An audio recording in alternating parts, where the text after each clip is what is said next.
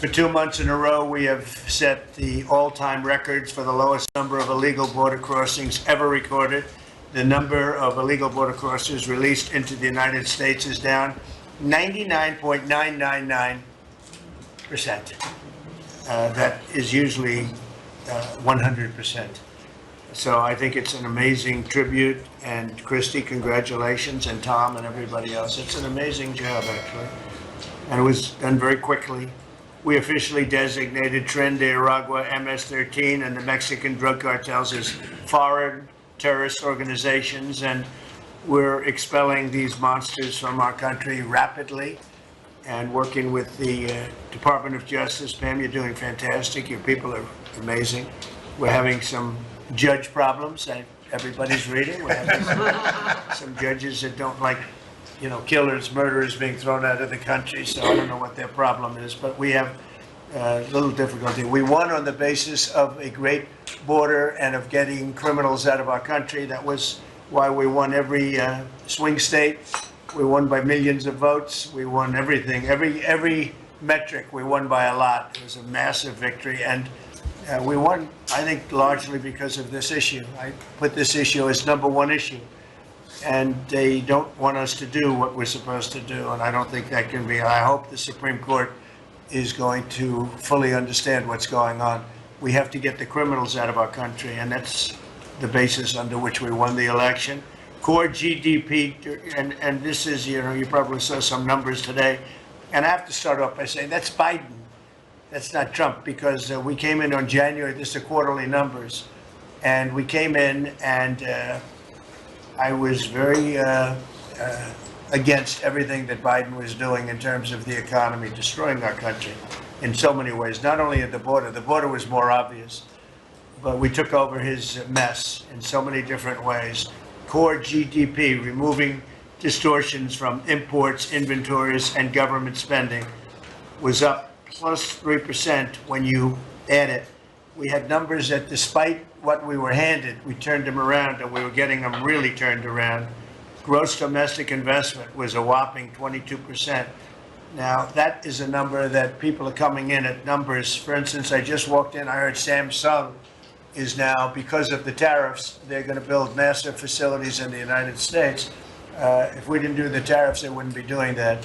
So it takes a little while to get those facilities built, but they're coming in with big numbers. They're all coming in with big numbers. We have more money being spent than at any time in the history of our country. We're up to close to $8 trillion, I think I can say. And really, it's going to be a lot higher than that. Those are just the ones that we know about. 8 trillion. I'm not going to say, but I'm not sure if Biden did $1 trillion for 4 years, 1 trillion. But we're at 8 trillion for 2 months, because let's give us a pass on the first month. We were sort of getting a little bit used to things, right? But after 2 months, we have $8 trillion. There's never been a number like that. And that includes chip companies, car companies, every form of manufacturing, high-tech companies. Nobody's ever seen anything like it. So $8 trillion. I can talk about gross domestic product, gross domestic investment. I can talk about a lot of things, but to me, the biggest numbers, the kind of numbers that are, and these people are coming in. Our Secretary of Commerce spent the weekend. He went down to Arizona to see what was happening with the biggest chip company in the world. And he said, Howard, you've never seen anything like it. You want to just describe what you saw? So they're investing $165 billion in 1,100 acres in Arizona, and they're building the highest tech chip manufacturing, semiconductors, and 4,000 employees. American tradecraft, right? Technicians doing every kind of work. The classic foundation of America is building it. They had 14,000 people. They're expecting 40,000 people to build the rest of their plants and to employ 20,000 people for the rest of the time. This is all driven. You never saw a site like that. And this is all driven by your tariff policies. No chance this be happening without you. It's going to be about 40% of the chip market from that one section. And this is the biggest chip maker. They have 99% of the market. They come from Taiwan. And unlike the CHIP Act, which was done by Biden, where they hand everybody billions of dollars, the thing they don't need is money. They got plenty of money. What they need is an incentive to come in. And the tariffs, they're building because of the tariffs. If without the tariffs, and I like to say they're building because of November 5th, the election and the tariffs, but I'm going to be a little more blunt. They're building because of the tariffs, and November 5th gave them the tariffs. So it's amazing when you look. And these are not companies that go out and say, well, we're going to build, we have to go get our financing. Let's go. Like we would, in New York, everybody would look, you get a building site, and then you'd look around for money, you'd look around for financing for 6 months, you'd get your financing. You'd build your building, the market would be good, you'd make money, the market would be bad, it wouldn't be so pretty, you'd have to negotiate, blah, blah, blah. This is different. These people have so much money, they don't know what to do. I asked Howard, did they finance it? No, they do it through cash. And they say that site, and they just started, they just announced it like a month ago, and they've already started. He said, I've never seen a site like it so big. So, you're talking about essentially a $50 billion building. Now, if you build a warehouse for $50 million, that's a big warehouse, Scott. But a $50 billion building, that's a lot. They're building the electric, they've become a utility. And I'm giving them the right to become. They're going to build their own electric, they're going to build their own electricity, which they need tremendous amounts of electricity. They're going to build it themselves. Anything they have left over, they'll hook that into the grid. But the grid is old and they're unreliable and bad things can happen to grids. I said, if you want, you can hook into the grid, but that's a little bit risky. Or you can build your own electricity and become your own utility. And they, I think in all cases, are deciding to do that. So it's very exciting, and we have a lot of things going.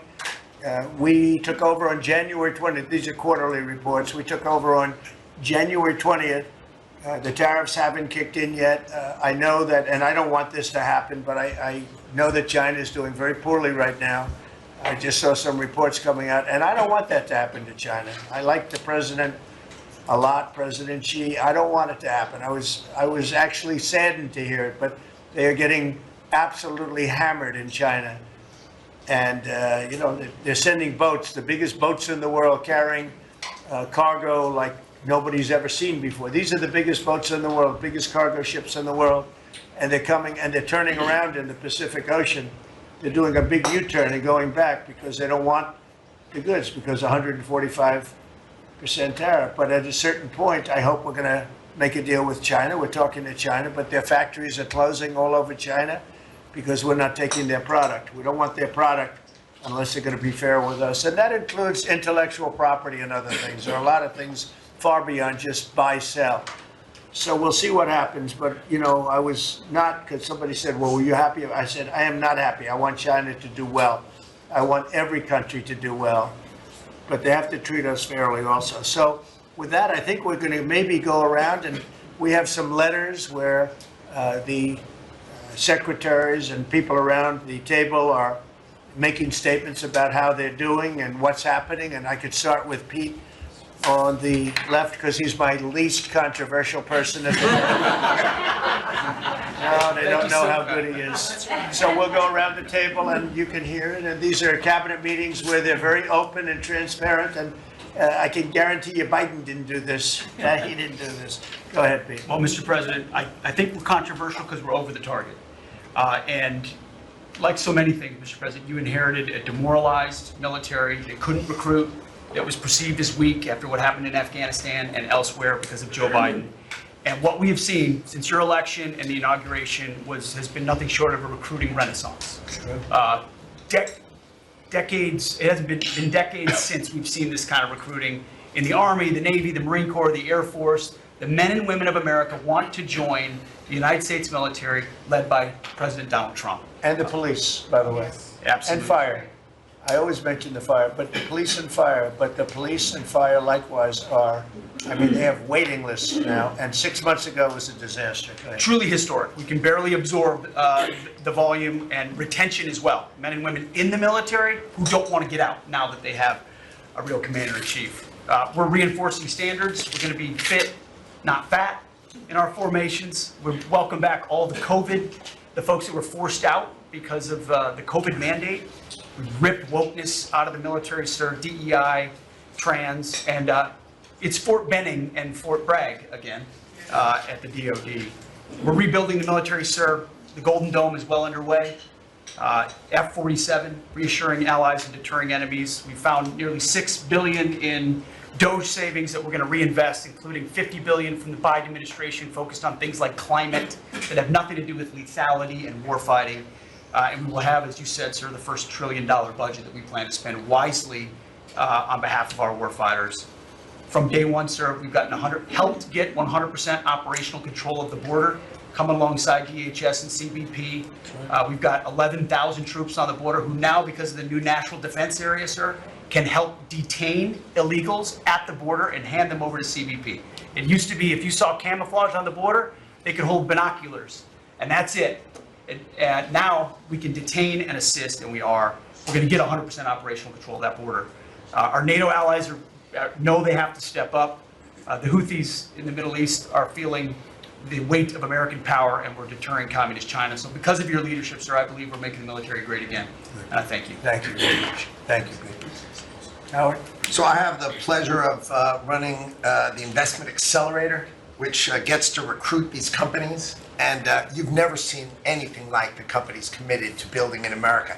Technology companies have committed over $2.5 trillion to build in America based on your tariffs, right? Sovereign countries all backing, the whole Middle East and all these countries backing their sovereign wealth funds. They all want to invest in America, and they're coming in again, over $3 trillion committed. So just those two topics, you're at $5.5 trillion. And then you've got the whole pharma industry knows it's got to come home because America pays for all the drugs of the world.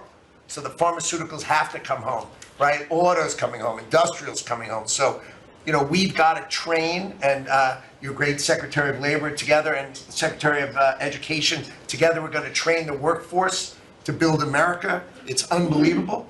We've got so much, as I travel around, the attention on the Trump Gold Card. I mean, it makes me very popular. Last night, I was out to dinner, and someone came up and said, can I buy 10? And how do I buy 10? And I'm like, it's pretty good. It's $50 million for dinner. So, you know, I was paying for my dinner. The External Revenue Service, right? You've got the tariffs and the hundreds and hundreds of billions of dollars coming in to build the External Revenue Service. That our objective, of course, is to replace the Internal Revenue Service and let those outside countries trading with us, let them pay their fair share to America. And then, of course, you got rid of de minimis. And what happened is these foreign countries were sending in little packages for free and knocking out our mom and pop businesses across America. You put an end to it, and you're going to rebuild the mom and pop and the small business of America. You're their president, and I'm proud to support you. It's very important. De minimis. It's a big deal. It's a big scam going on against our country, against really small businesses, and we put an end to it. Mr. President, so CAFE standards, we have the fuel economy standards on vehicles that are going to go to 50 miles per gallon. We are going to rewrite those standards, bring it down to something that's far more reasonable. Elon's fine with that, I hope. But it's going to drive down. It's going to drive down the price of a car in America, making cars more affordable for families. Also, Biden had the social cost of credit when we build infrastructure, roads and bridges, adding 3 to 5% on infrastructure costs. We've gotten rid of the social cost of carbon, driving down the cost to build roads and bridges across the country. We have what is called follow the law. So we have so many states and municipalities that don't follow the law. So whether it's DEI, discriminating against Americans, whether they give illegals driver's license, or their sanctuary cities or states, if you don't follow the law, if you're giving license to illegals, if you're having DEI policies, we're not going to fund your projects. So you got to certify in your state or in your city to get road and bridge money or rail money that you're actually following the law, which includes executive orders from you, Mr. President. We're cutting back funding. We send research money, Mr. President, to universities to do research on more equitable and sustainable transportation systems. Projects that'll use data and public opinion to inform policy and infrastructure and technology benefiting diverse communities, including women and gender non-conforming people. Just stupid wastes of money. We're pulling that money back from universities. We should do good research if we're doing research in universities. And then one last thing, air traffic control. We don't have enough air traffic controllers. We're about 3,000 short. We're working on an agreement with the union, so when controllers become retirement eligible, we're going to cut a deal to try to get them to stay longer, to stay in the tower. And then we have a plan to put more butts in seats in Oklahoma City, so we can get more students through the academy and into towers as well. It's going to take us a while to do that, to train them up, but we're in the process before our 4 years are done. Well before that, we're going to be at full capacity. Sure, do you want to tell them about, I think we have to bring it up. We have very obsolete equipment for air traffic controllers. The equipment, the towers have horrible equipment. It's been renovated for years. The money they spent over the last 4 years, this Buttigieg did a horrible job. They wasted billions and billions of dollars hooking up wire equipment to non-wire equipment to satellite equipment, and a third grade student would know it doesn't work. You can't work. And they wasted tens of billions of dollars. But we want to put a brand new air traffic control system in, and you might want to describe that, please. You and I have talked about this. It's a state-of-the-art system, envy of the world, and listen, our system is safe, but you would have hoped someone would have seen that there's a problem with fixed-wing aircraft and helicopters coming in at DCA. Someone should have seen that before we lost almost 70 lives. It's our job to look and see that we have an aging infrastructure around air traffic control. And so if we don't build a brand new system, there's going to be failures and people will lose their lives. And so we need the help of Congress to help fund this, but it's going to be all brand new. And after you build a brand new system, we have the bedrock and the foundation to actually build on top of it. But no one has done this, Mr. President. There's Band-Aid fixes that have happened over the course of 20 years. You can't have a Band-Aid fix. It doesn't get done. It has to be brand new. The technology, it looks like it's out of a 1980s movie. Old computers, floppy disks. We're using copper wires, not fiber. So there are great solutions we have available that, by the way, everyone's sick of their delayed flights or their canceled flights. We have more capacity in the airspace, and if we build this brand new system, what you'll have is more efficiency in the airspace, and it will be safer. So the economy will be stronger. We can have more flights and less delays. So I appreciate your support on that, Mr. President. Rebuilding that is very important. You wouldn't have had the helicopter crashing into the plane at 400 feet up when it's supposed to be 200 feet. Right. That would have, bells and whistles would have been gone over, and you would have heard the screaming equipment saying, there's a problem coming up in 15 seconds. You got to do something about it right now. And it would have also sent the word right into the helicopter, because I guess you'll be doing the full report on that, but it was pretty obvious what happened. Right.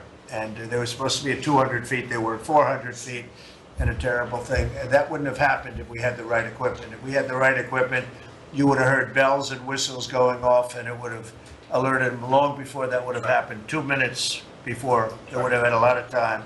So we have to do this. We have no choice, and we're going to do it, and we're going to be very proud of it.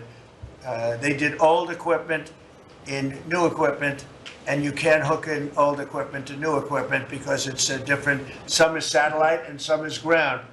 The satellite doesn't work. This man would know that better than anybody, but you can't hook up a satellite system to a ground wired system. And if you do, you're wasting a lot of money. They spent billions. This is Buttigieg. They spent billions and billions of dollars trying to patch a system together. They had hundreds of different contractors, and the contractors were all fighting with each other. We're going to have one great big contractor, like the great big beautiful bill, which is going along very well. I guess I like great big beautiful, but we're going to have one great big beautiful contractor, whether it's maybe Raytheon, maybe IBM, maybe it could be any one of 4 or 5 different groups, but you put one in charge. They're very big, very powerful monetarily, and they give you a guarantee, and they hook up everything. They do every single thing. So they're responsible for the digging of the ditches and the fiber and every single element. And it's one system that's hooked in. It's not all these hodgepodge systems that don't work together, and it's just a shame. I mean, it's basic construction, but it's complex stuff, and there are a few companies that do it unbelievably well, and we're going to have that. So, good job, John. I know that's your big And project. Mr. President, no one has done it because it is complex. It's hard to do because as you're building a brand new system, you have planes taking off and landing. And so because it's complex, no one has done it, and you've given the directive and the support to make this happen. So Well, thank you. ours is going to be an all-new system. It's going to all hook up. It's going to be the same tower is going to have the same equipment, and all towers all over the country, all over the world, actually, mostly, are going to be hooked in together. And when there's a problem, when planes are too close, you will hear a sound that's very ear-shattering, and I've heard it, and it's amazing. I mean, honestly, it's amazing. It's real genius stuff, and we didn't do that. What we did was just waste money. You could have just thrown it right out the window. What they did in this last 4 years was disgraceful. Whether it was the border or this, you can name 100 different things. The worst administration ever. Okay. Thank you, Mr. President. Thank you. Mr. President. Secretary? Thank you. Yeah, Mr. President, thank you. And I think one of the things that I want people to understand about the VA is we're part of the national security interests you have, and you've laid the groundwork for that with leadership and making sure that with the Secretary of Defense and myself, we take care of veterans on two ends, one when they come in and one when they served and have earned the benefits that we have. And one of the things is if we're not doing our job on our end, then the recruitment and all goes down on the other end because we have a full spectrum. That's what leadership is about. What we found, speaking the last 4 years, is we found an administration that wanted to throw money and people at problems, but they didn't want to put leadership in. They just put money and people at it, and we saw wait times stay the same. We saw issues of suicide rates, death by suicide, not change. We saw a homelessness issue barely go down. We saw disability claims skyrocket. When you took place, over 250,000 back dislodge, which we're already bringing down almost 40,000 so far just in the last couple of months. But we've also put back what you, and I was in Congress when this happened, and I was glad to see it. The Mission Act is back front and center at the VA. We're actually doing community care. We're actually giving the veteran the choice that they've earned and they've deserved, whether they can get their VA care inside our facilities or in the community. It's their choice. It's VA care. We're going to give them the highest quality care wherever they want to go. Also, we're expanding out options for treatments and others for those that are new. We're experimenting and looking at new counseling ideas, all new drug techniques that we can help with PTSD, TBI, the things that are affecting our veterans right now. But also, we've taken the leadership to take people and bring them back into work where they're actually communicating. They're back in our offices. We put thousands of people back in. We're processing more claims daily than we were in the last little bit, hit 1 million before has ever happened, and we're actually bringing it down. And I've actually taken our deputy secretary, and he is actually having a strike force now to bring down that disability claim, plus our regular work that we're having done. We've also taken almost $300+ million and taken it out of contracts that we've all heard about so far. We were doing contracts for meeting notes and PowerPoints. And if our folks didn't know how to do meeting notes and PowerPoints, go online and learn yourself. We're not going to pay for it anymore. And we took $360 million and put it back into community care and also our health records management system that we have. We've opened 6 new facilities just in the last little bit so all the media who wants to talk about how we're hurting healthcare, we just opened 6 new facilities. By the way, thank you. You're welcome. As we go from that we've continued. We've also took $11.6 billion in ceiling values of contracts and terminated that we did not need, resulting in significant cost avoidance for the future, but also still maintaining the ability to take care of our patients and also our disability benefits. We've also gotten unity again. We did away with $14 million in DEI spending. We've ended gender dysphoria treatments. We phased that out. All directed the savings from that go to paralyzed veterans and amputees. We've also continued to work toward, as you've, in anti-Semitism and also anti-Christian bias that we saw. The biggest thing, though, Mr. President, I wanted to state, is you told me when you said for me to take this job, you said, take care of my veterans. Well, we've done something in taking that step forward. The veteran is back first at the VA. The VA is not about itself anymore. We're not a self-feeding animal. It's about a service organization that takes care of one of the best that we have, and that's our veterans. And that one, Mr. President, we're just getting started. Thank you, Doug. How are you doing with the suicide rates? We're getting, it's tough, Mr. President. That's something that we're looking at. This is something that we've had $588 million that's been spent over the last 4 or 5 years to be prevention, and yet the numbers stayed at 17 or 21, wherever you want to have it. We're now opening that back up, taking in nonprofits. We're bringing in others who have things that are actually looking at. I've worked with Secretary Kennedy and others on the idea of we're opening up the possibility of psychedelic treatment and others that give us an opportunity. We got to research it, make sure it's good, but it's opening up that possibility. And I think, again, veterans are understanding now that we're putting them first. When I go to these hospitals, they're actually coming up saying, thanks, we're back in where we need to be, and we're seeing a workforce development. So suicide is going to come down. It's also going to take some transition stuff that your Secretary of Defense has been very helpful on. We've got to transfer them out of the military so they come to us better, but we're working on that. Thank you. Jameson? Mr. President, it may come as a surprise, but this has been the busiest 100 days in the history of the office. In history. In This is the biggest deal ever done. If you sold IBM, ExxonMobil, and 5 other companies together, it's peanuts compared to what we're doing. This is the biggest deal ever done financially in the history of the world. And I think we're doing great. You're going to see some big, big results. Go ahead. And I'll just say something that Secretary Duffy said in his context, because it's complex, no one has done it. So this is something, a reordering of global trade that hasn't happened since the end of World War II. And it's long overdue because we've seen manufacturing offshore under the old global trading system. When the net result of the global trading system is that all the manufacturing goes to Asia and other places, that's a system you have to replace, and that's what you're doing. They said you wouldn't be able to do global tariffs. We did it. They said everyone would retaliate. No one retaliated outside of China. They said no one would come to negotiate. We're talking to dozens of countries. They said no one would have offers. We have dozens of written offers. We have lots of countries in this week. This is like a break for me to come. With all the countries that want to negotiate. They all want to negotiate. They want to make a deal. Don't zoom in on this. Yeah, this is like a tracker, right? We have all these columns of which countries have come in, when we started negotiations, who gave us an offer, are we in technical talks, and when do we expect to have deals done? Those are some weeks out, but we're working very quickly on this. Thanks, Jim. Thank you, Jameson. You're going to have a lot of fun for the next 3 weeks. Michael, do you have anything? Mr. President, the last 4 years, the world experienced a total lack of zero leadership under Biden, and then we've had 100 days of your leadership with respect, with strength, starting with there'll be all hell to pay if you don't let our people go. Dozens, over 40 Americans have come home under your leadership.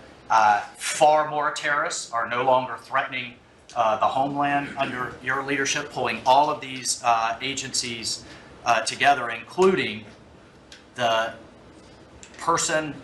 evil individual responsible for the Abbey Gate bombing, and to sit with the 13 Gold Star families, and you showing that follow-up and that justice has been incredible. But pulling this great team together, Mr. President, everything from revitalizing shipyards to cyber to space, that takes this entire team working together. It's an honor to serve you in this administration, and I think the world is far better, far safer for it. Thank you very much. The Abbey Gate is really important. This was a horrible thing. Destroyed the image, frankly, of the Biden administration. What happened there was a disgrace. It should have never happened, and Pam is working very much on prosecuting that person. We have the person, and he'll do well. I have no doubt about it. Thank you very much, Michael. So the CIA, I don't know, Ratcliffe, I don't know if he's going to say anything. He's probably the one person here that's not allowed to talk about the great job he's done, but go ahead anyway. Mr. President, as you know, at your direction, the CIA has deployed our unique covert action authorities in various places and continents to successfully advance your national security and foreign policy priorities, to advance peace, to end wars, to take terrorists off the battlefield, and to keep illicit drugs from coming into this country and harming Americans. Unfortunately, as much as I would love to detail your accomplishments in that regard, we can't do so in front of this crowd. But you and I both know, Mr. President, that you have had a profound positive impact on America's national security posture, and Americans are safer because of your leadership. What I can talk about publicly is, as has been mentioned, the CIA provided the intelligence that led to the apprehension of the Abbey Gate bomber who is now being prosecuted by our great Attorney General and providing a measure of justice to those 13 families that suffered as a result of that disastrous Afghanistan withdrawal during the last administration.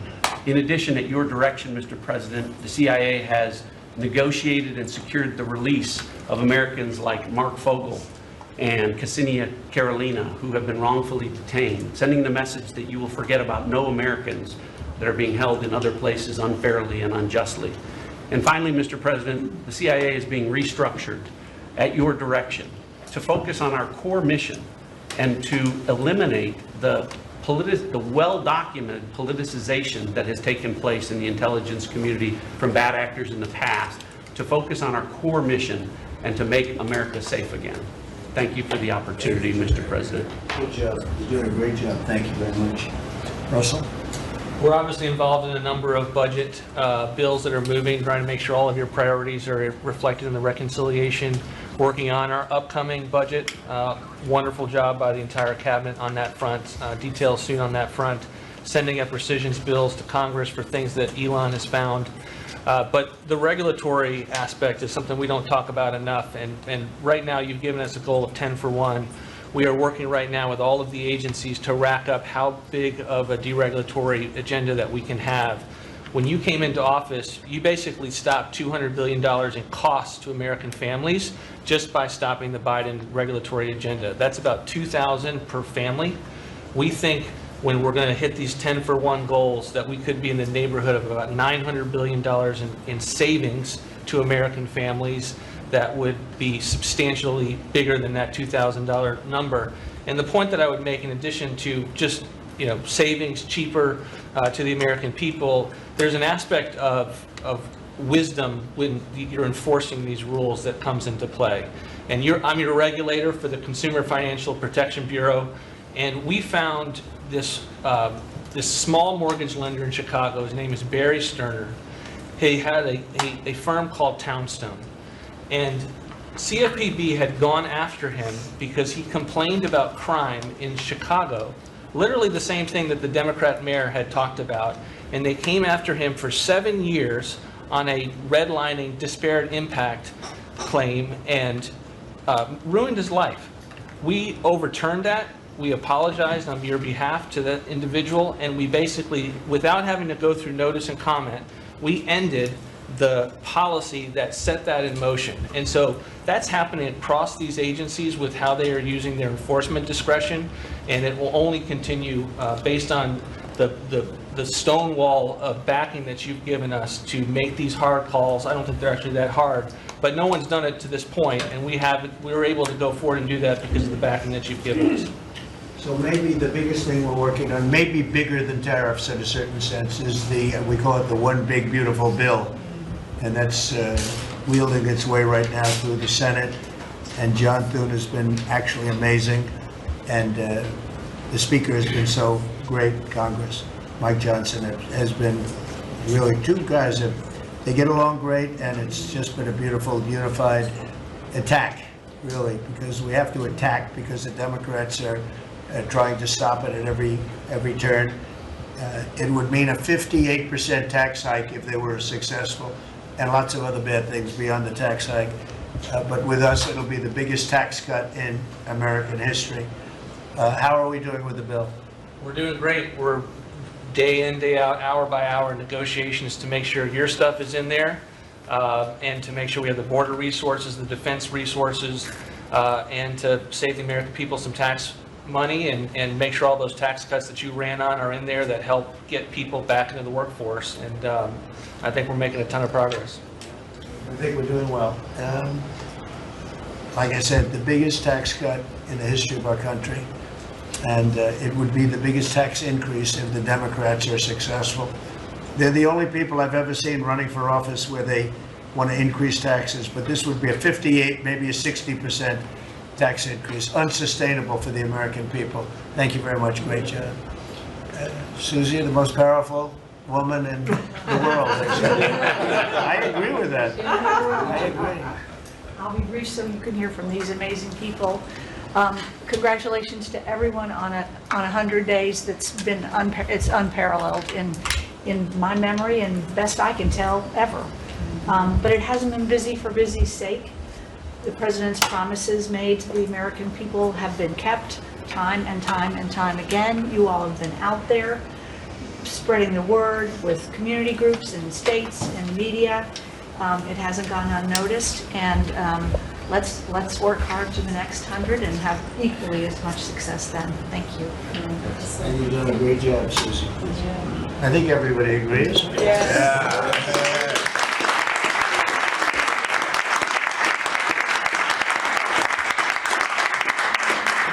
If you have anybody that disagrees, please. In front of the media. Please raise your hand if you have the courage to do so. Anyway, go ahead. Yes, sir, Mr. President. Thank you. And you made it very clear that you wanted to put America first. And also from day one, you wanted to make housing affordable again, because we do have a housing affordability crisis in our country. And so at HUD, we've been cutting all the red tape and bureaucracy as it pertains to housing affordability and unleashing creativity of our builders and developers around our country and restoring local control.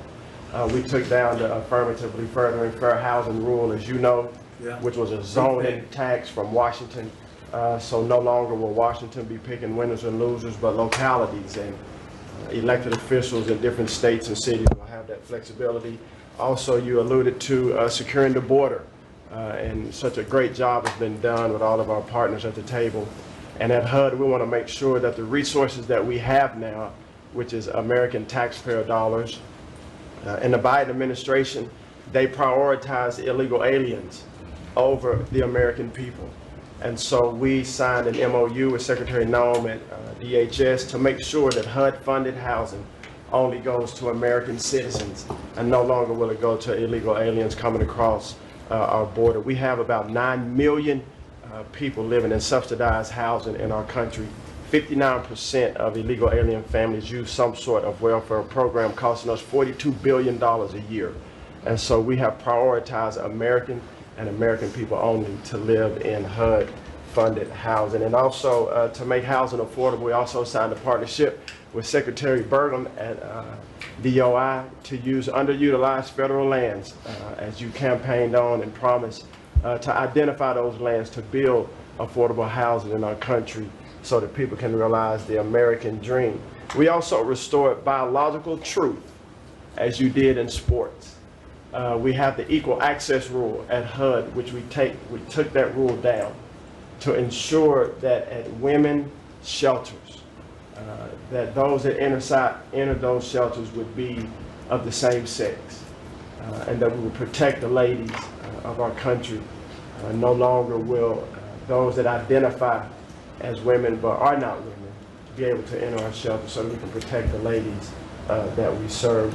Along with our DOGE task force, we identified over $2 billion in savings. At HUD, $260 million at HUD were just in contracts, $4 million with DEI.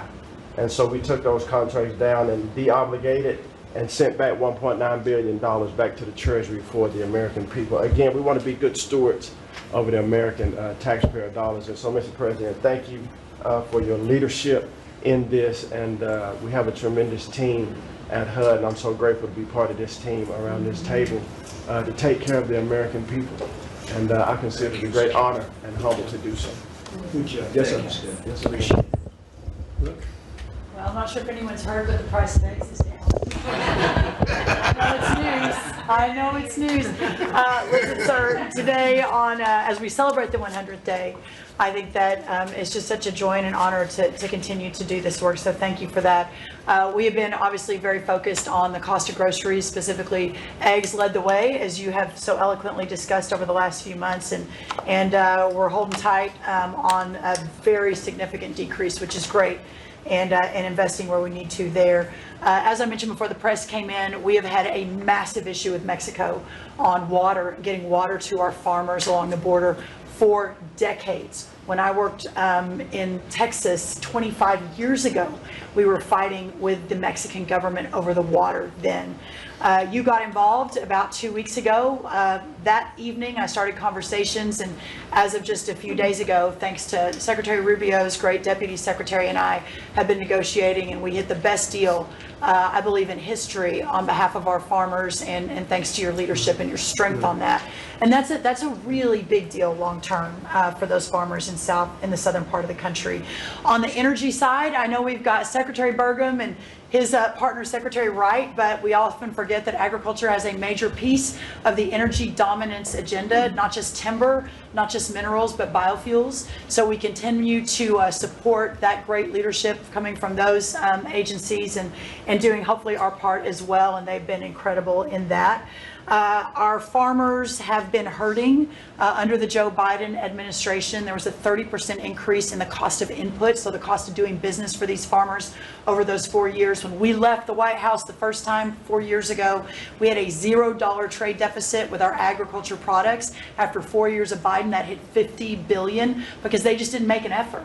And so obviously that's $50 billion less dollars at a time of very thin profitability for our agriculture community.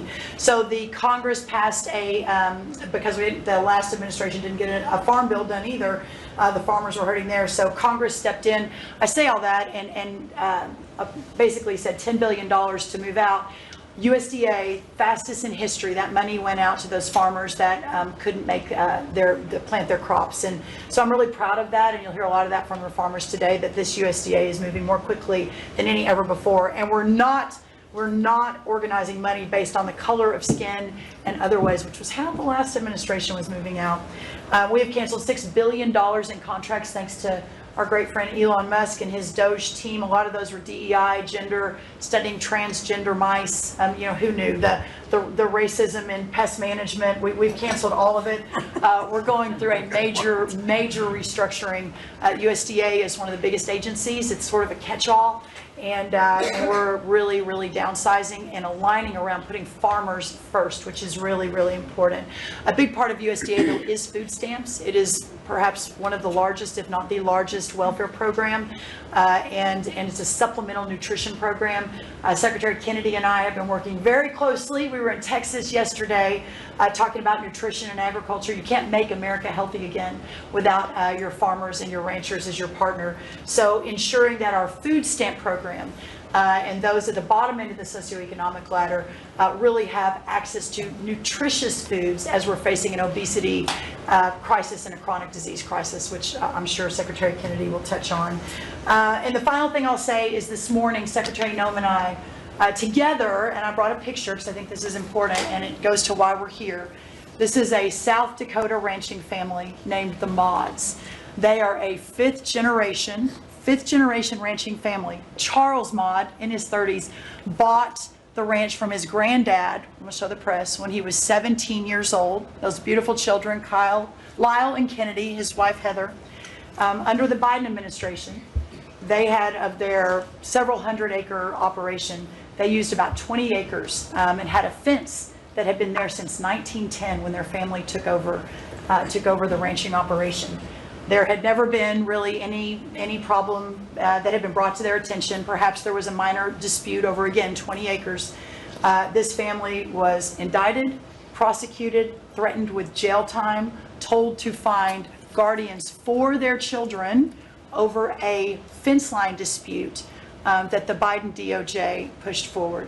So this morning, on the steps of the U.S. Department of Agriculture with Secretary Noem, who was their governor, as the governor of South Dakota, which is where these great people are from, all criminal charges were dropped, and really appreciate the Department of Justice. It was a really big day as we sent the signal that the over-criminalization and using government, and you know this better than anyone because you were in the crosshairs for so long, that those days are over and the regulation through prosecution is no more. And so this family is one of many that we'll now be talking to ensure that never happens again. Thank you. Thank you. Thank you. Please, Scott. Sir, it's been a momentous 100 days with you at the helm, and I view this 100 days as setting the table for peace deals, trade deals, tax deals, So the next 100 days will be harvesting. You've created negotiating leverage and leadership that are going to yield remarkable results. Energy costs have plummeted. Mortgage rates are down, food costs are moving lower, and American families are finding their financial footing again. I had a group in today. America, under your leadership, is on the verge of becoming an AI superpower, that our economy had become barbelled. We had high tech and finance on one side, natural resources led by energy, which the previous administration tried to kill on the other, and you're filling in between with precision manufacturing that we're going to be bringing back through good trade policies, good tax policies. Under the DOGE at Treasury and the IRS, cost, tech support, and efficiency have increased. We have the IRS revenues are up, and thanks to the young man sent over by DOGE, the IT update that began in 1990, which was begun before he was born, is going to be finished during your term. So trade, you couldn't make it up, trade, taxes, and deregulation, the one big beautiful bill under your leadership. Speaker Johnson and Leader Thune have done a great job, but they have you as a closer on many of their members. And I'll just close by saying economic security is national security is economic security, and it's never been better. We're rebuilding it, and as I said last week at the IMF and World Bank conferences, America first does not mean America alone. Under President Trump, it means leadership. Man, well said. Thank you. Are you busy enough? He's doing a great job. Thank you very much. Mr. President, thank you, and thanks to the cabinet. So at the risk of insulting everybody else at the table, I believe that I am the youngest member sitting at the table. And, it occurred to me that from the time that I was born to the time that Donald J. Trump was inaugurated just a few months ago, we went from, again, 40 years, we went from the world's manufacturing superpower to one in which we depend on the People's Republic of China to make the things that we need. We went from the proudest military in the world to one in which we failed to meet our recruiting goals. And we went from one in which bipartisan border policy was the consensus of both Democrats and Republicans to one in which we allowed 20 million people to run roughshod illegally over the countryside, causing crime, causing a stress in the welfare system. And again, that happened over the lifetime of the youngest member of the cabinet. And what has happened in 100 days is that we've started to reverse every single one of those negative trends. And I think what it shows to me is that the president, and you sit in the Oval Office and you see these portraits of presidents past, and let's be honest, most of them have been placeholders. They've been people who have allowed their staff to sign executive orders with an auto pen instead of men of action. And the reason the media attacks this administration as chaotic is because the president is solving the problems the American people set about to solve. He's actually doing the things that he promised that he would do. And Mr. President, it's been an honor to be part of it for the past 100 days. And let me just make one other observation because it's interesting. I've seen the data, I've monitored it, I've looked at it, but the most underreported fact of the first 100 days is that we came in with a massive recruitment shortfall. And in 100 days of Secretary Hegseth and President Trump's leadership, we now have people breaking down the doors to join our military. To the media assembled here, it's a really interesting question. Why has that happened? Completely aside from the fact that I think it's a good thing or I think that President Trump deserves political credit for it, why did we go from a military where people didn't want to serve to now all of a sudden they do want to serve? That's a story you guys should cover, but compared to that, how much time have you instead focused on the fact that we deported an MS-13 gang member with a valid deportation order? And why is it that the press is so focused on the fake BS rather than what's really going on in the country? I think that what we've shown, sir, is that you can do a lot. You can do a lot in 100 days, but you've also unfortunately revealed that too much of the American media hasn't learned the lessons of the past 40 years. Thank you, sir. Thank you. Thank you. Pam? President, your first 100 days has far exceeded that of any other presidency in this country, ever. Ever. Never seen anything like it. Thank you. Your directive to me was very simple: make America safe. And despite that, we've still been defending over 200 civil lawsuits filed against you. On top of everything else, I think I'm representing every one of you in this room in some capacity. And no, you will not be arrested by the U.S. Marshals. Over 200 lawsuits, over 50 injunctions, and now we've got multiple cases in front of the Supreme Court, and we will succeed, and we are doing great in front of the Supreme Court, President, and we'll continue on with that. I was at DEA yesterday, and they said to me, you, Donald Trump, have taken the handcuffs off of DEA agents. And as a result of, since you have been in office, President Trump, your DOJ agencies have seized more than 22 million fentanyl pills, 3,400 kilos of fentanyl since you've been your last 100 days, which saved, are you ready for this, media? 258 million lives. Kids are dying every day because they're taking this junk laced with something else. They don't know what they're taking. They think they're buying a Tylenol or an Adderall and a Xanax, and it's laced with fentanyl, and they're dropping dead. And no longer because of you, what you've done. ATF, since you've been in office, President, along with DOJ agencies, seized 14,500 guns off the streets. Why aren't people reporting that? 651,000 rounds of ammo. That's up 151% from 2024. That's keeping America safe. We've rescinded death penalty. We are now seeking the death penalty on cases. I'm signing death warrants. We are going after terrorism. We are going after arsonists. Whether you're burning Teslas, we've arrested 9 people so far in 7 jurisdictions, no negotiations, 20 years in prison, or you're burning down the governor's mansion in Pennsylvania. We will be there to protect you. And I've been talking to Governor Shapiro, and he greatly appreciated you reaching out as well.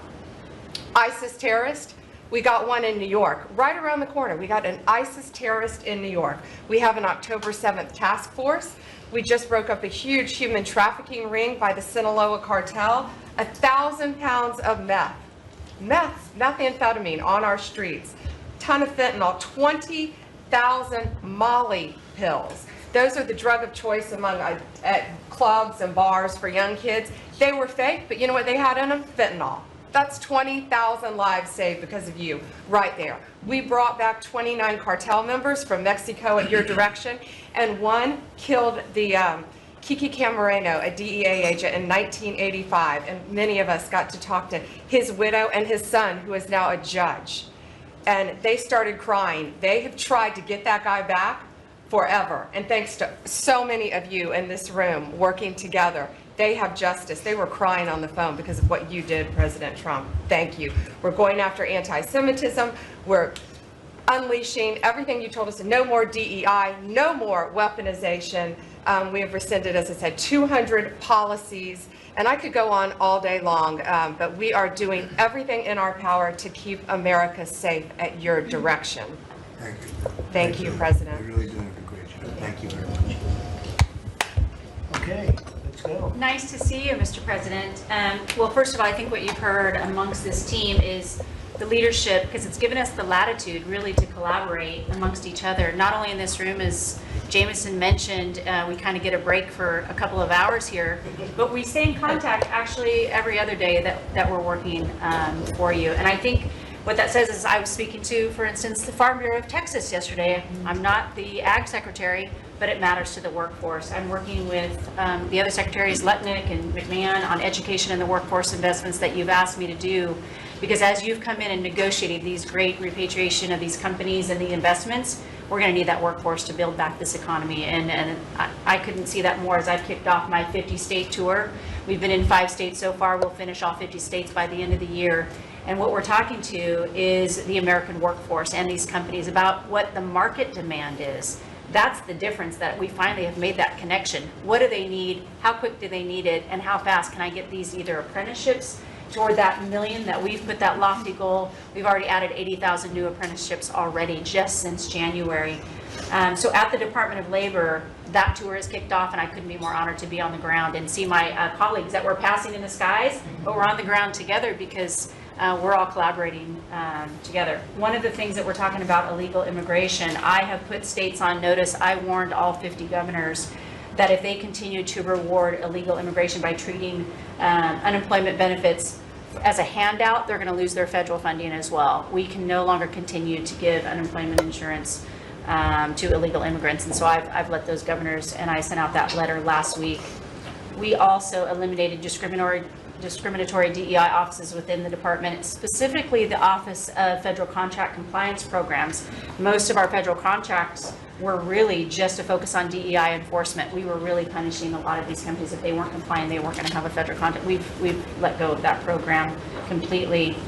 $4.4 billion in unspent COVID funds came back to the Treasury from the CARES Act. Billions we're collecting thus in these coffers, in the state coffers. We've asked for that money back to return to the Department of Treasury. We saved $250 million by canceling America Last, is what I call it, foreign handouts, including funding for things like transparency and accountability for Uzbekistan cotton industry. It doesn't make sense that we're funding, these foreign, and thank you to DOJ and to the government efficiency, what we have found with the fraud that we're seeing. I mean, some of these things are so ridiculous, you can't believe it. No, I write them down and I read them more than once, like this county should. Yeah, it doesn't make sense. It sounds like a comedy sketch. That's right. And so again, with the executive order preparing Americans for high-paying skilled trade jobs of the future, that's our goal. The trades is where we're being focused, but all companies, and we want to make sure we're on hand for that. And what I want to say is thank you to government efficiency, because you asked us when this transitions out, will our departments and our agencies continue that government efficiency? And I think that we surpassed that in the Department of Labor. Out of our 14,000 federal employees, 3,000 have taken the DRP, and we offered it again. So over 21% have taken that offer. And we'll keep our critical workforce, MSHA, OSHA, and wage and hour, and make sure our workers stay safe. So with your leadership, Mr. President, I couldn't be more honored to serve. I know we were probably the last to know each other, but we're getting to know each other well. And the team that you have assembled is really an honor to serve with. So thank you, Mr. President. You're doing great. Thank you very much. Chris, please. Mr. President, you ran on unleashing American energy. And 100 days have shown the tremendous impacts that can arise from the unleashing you have enabled. I'll hit a few highlights. Number one, oil, gasoline, and diesel prices are the lowest they've been in years. How does that happen in 100 days? That's a messaging.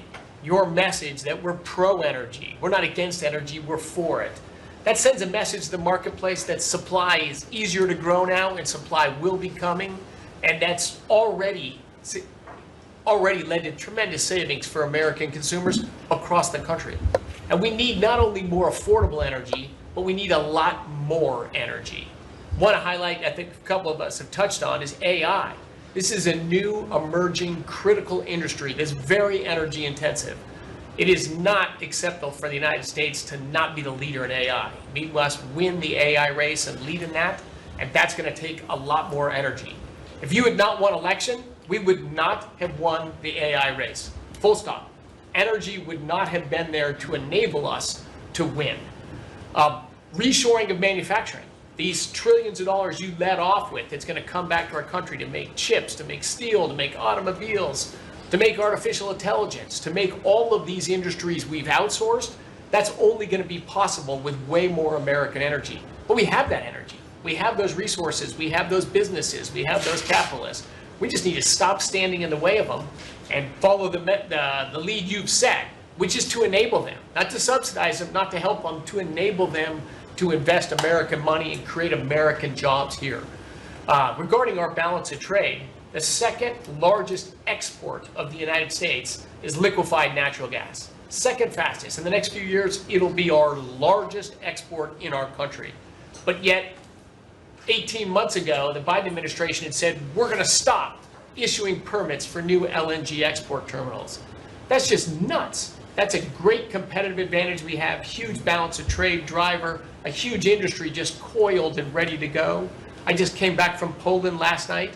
They are thrilled that America is back in business again and that the rest of Europe can get off of Russian energy and can enable their own economic growth with secure, reliable, affordable energy from the United States. Also witnessed the signing ceremony for a deal between two large American businesses to build a huge nuclear power plant in northeastern Poland.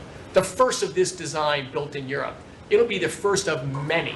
I spoke with many other nations over there. They want to buy more American gas. They want to get American technology. They want to have a partnership with us. And they shared the message I delivered to Europe in my keynote remarks is that unleashing energy is the way you make your society safer, more prosperous, more free, and that these sort of over-the-top climate alarmism doesn't do anything to help the environment of our world, but it does impoverish people, it does reduce the security of your nation, and it makes you weaker. I think that's a constant message many of us around this table have brought to Europe. We want our friends in Europe standing up again and leaning in. A lot great is happening under your leadership. We're unleashing consumer products that Americans wanted to buy that Biden was making illegal. I'll be in Georgia on Friday at Renai's manufacturing plant. Tankless natural gas water heaters. Incredibly popular product. They almost became illegal. The return of common sense is incredibly welcome across this country, across the world. And back to Elon, that extra thing, we're going to deliver all of this with less people, less money, less burden on the U.S. taxpayers. Not smaller departments and smaller services, better, more thoughtful services done more efficiently and smarter. The way you'd have to run a business. We've got to get our fiscal house in order, and you and the people around this table are making it happen. Thank you, Mr. President. I'm honored to be here. Great job. Thank you very much. Please. Yes, Mr. President, you are 100% correct. The border is 99.99% safe, under control.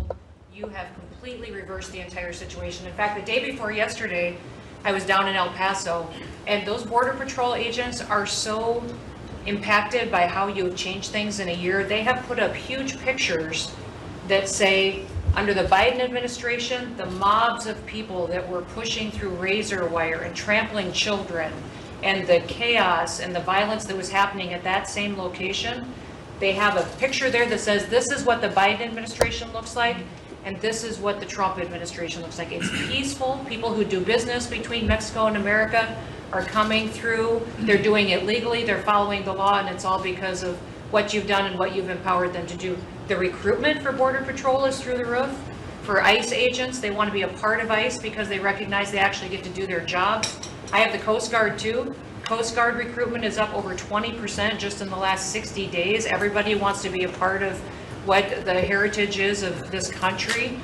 We've repositioned the entire Coast Guard fleet to focus on border and drug interdiction. As we've secured the border, the cartels have gone to the water and are going out in maritime waters to move their drugs into this country. The Coast Guard just in the last 2 months has taken into custody over 126 tons of cocaine, millions of doses of fentanyl. It's just amazing. And the aliens that they are deporting is incredible too. We've been working with all of them. The one thing that I want to point out is the fake news has been saying that Biden deported more people than you. And it's an absolute lie. And they're letting the Biden administration get away with manipulating and cooking the books. What they're counting for the Biden administration is every single person that came to that border that they processed and let into this country.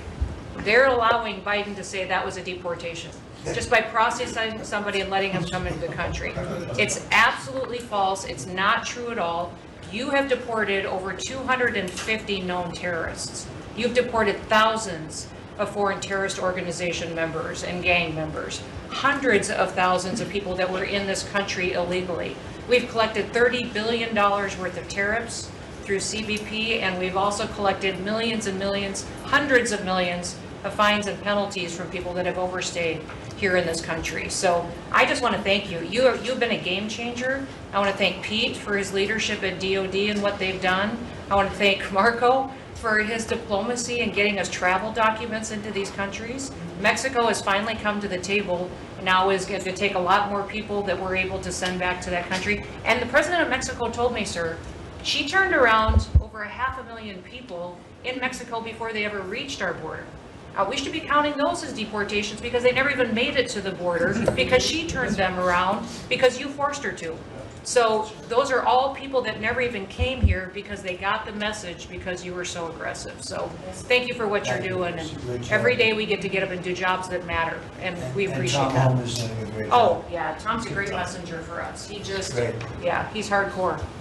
Yeah, Good job. thank you. He is hardcore. Yeah, he is. No question about it. Kelly? Mr. President, it's such an honor to serve in this administration, and on behalf of Main Street America, for our 34 million small businesses that make up 99% of all businesses in this great nation, I have to tell you, under your leadership, Main Street is open for business again. They're thriving and they're investing. And the data that we have at the Small Business Administration, the loans that we're putting out, a record 26,000 loans in your first 100 days means that 2,000 small businesses each week are receiving that funding, that investment in the future. Small businesses create 2 out of every 3 new jobs in this country, and we've already seen under your leadership the jobs economy is back, manufacturing jobs are back.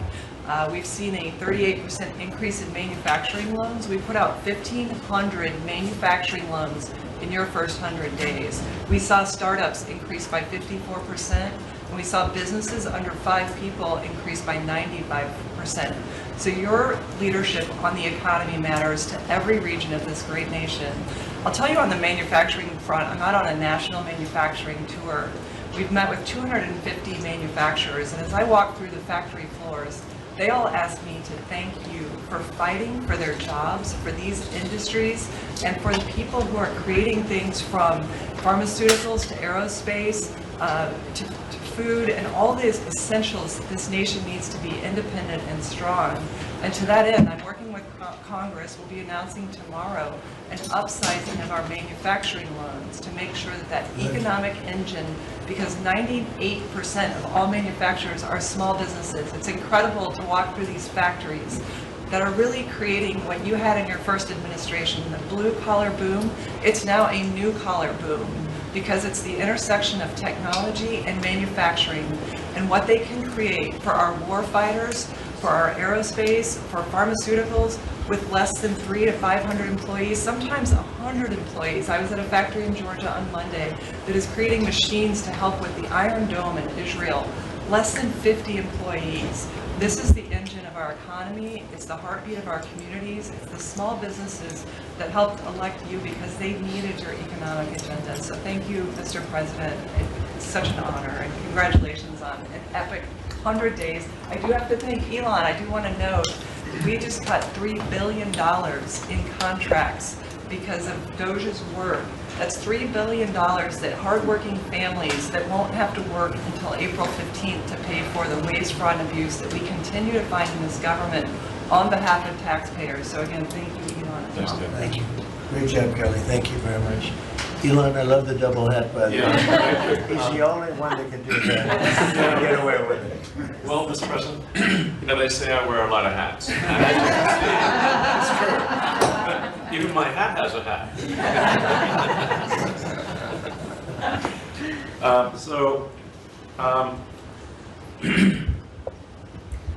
You know, the American people voted for secure borders, safe cities, and sensible spending.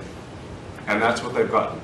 A tremendous amount has been accomplished in the first 100 days. As everyone has said, it's more than has been accomplished in any administration before, ever, period. This portends very well for what will happen for the rest of the administration. I think this could be the greatest administration since the founding of the country. Well, we all want to thank you for your help, too. You know, you really have sacrificed a lot. Been treated very unfairly. Well, they do like to burn my cars, which is not great, you know, it's better. But you have been treated unfairly, but the vast majority of people in this country really respect and appreciate you, and this whole room can say that very strongly. You've really been a tremendous help. You opened up a lot of eyes as to what could be done, and we just want to thank you very much. And you know, you're invited to stay as long as you want. At some point, I guess he wants to get back home to his cars and his.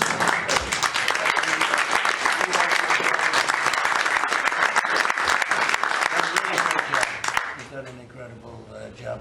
$150 billion, think of that. Yeah. It's 160 now. Yeah, Here's 160. coming.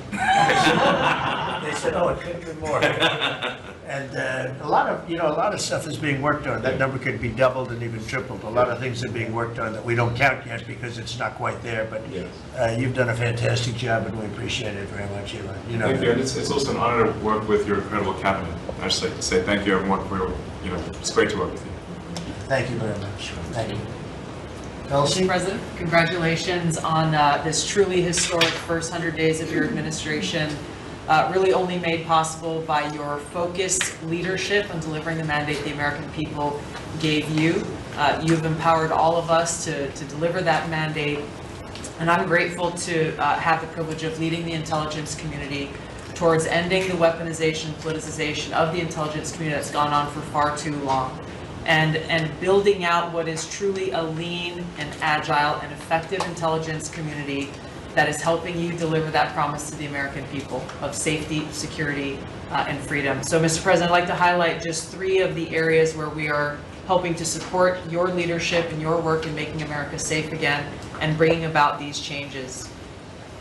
First of all, because of your designation of cartels as foreign terrorist organizations, I took immediate action with our National Counterterrorism Center to prioritize their focus on those terrorists and gang members who are trying to enter our country through legal or illegal means, and to seek out those who already are here in our country because of the Biden administration's 4 years of open borders. We've been working very closely with your great Attorney General's team at the DEA to get these known cartels into our systems, to be able to stop them at the border, and turning over names to Department of Homeland Security and the FBI to be able to find those who are already here in our country. Just the other day, we found 700 alien terrorists who have ties to MS-13, Tren de Aragua, and the Sinaloa cartel. Just yesterday, our NCTC identified almost 600 individuals with ties to other terrorists who came through our borders illegally, claimed asylum, and under the Biden administration were paroled here within our borders. Secondly, Mr. President, like too many organizations in the federal government, the ODNI has become very bloated with too much waste and abuse going on within the organization. We've done a few immediate steps. We are doing more. The ODNI is 25% smaller and more lean today than it was when I walked in the door and when you took office. Secondly, we have just this morning actually shut down a human capital office.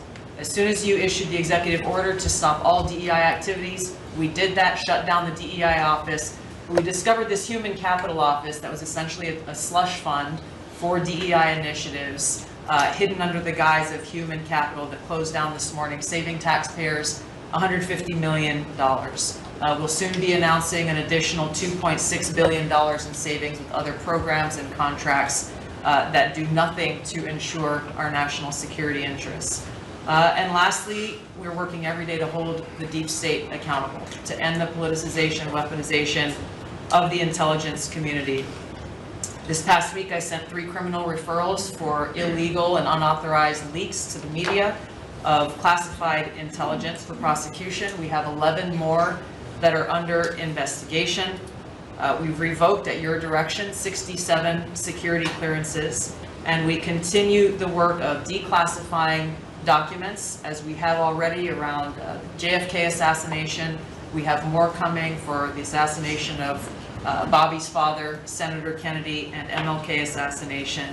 And we continue our extensive investigations around exposing the very serious issues we have related to election integrity, illegal abuses of FISA, Crossfire Hurricane, and others. Mr. President, under your leadership, we are working every day to bring about that transparency and accountability that the American people deserve. So thank you for the opportunity. Great job. Thank you very much. Lee? Mr. President, at the Biden EPA, the Green New Deal was raging. At the Biden EPA, we saw billions of tax dollars burning. At the Biden EPA, we saw industries suffocate. But at the Trump EPA, the Green New Deal is dead. At the Trump EPA, we know that we can both protect the environment and grow the economy. I have 13 pages of accomplishments from our first 100 days in here, and in it, part of it is 100 environmental accomplishments at the Trump EPA. You don't have to take my word for it. We released it to the media this morning. Every single day that President Trump is in this office, there will be a major environmental accomplishment every single day of the Trump administration. At the Trump EPA, we're also launching what is the largest deregulatory action in the history of the country. We're going to be giving our director of the OMB a whole lot of work because we inherited a big mess from the Biden EPA. And working with Elon and Doge, I've canceled now $22 billion worth of grants. Now today is a special day for many reasons. The biggest reason why we're here is that this is the 100th day of the most consequential, historic first 100 days in the history of this country. Today, while we're here, the House of Representatives is voting on Congressional Review Act bills, considering the EPA waivers that were given to California's tailpipe emissions, where California set their own standards.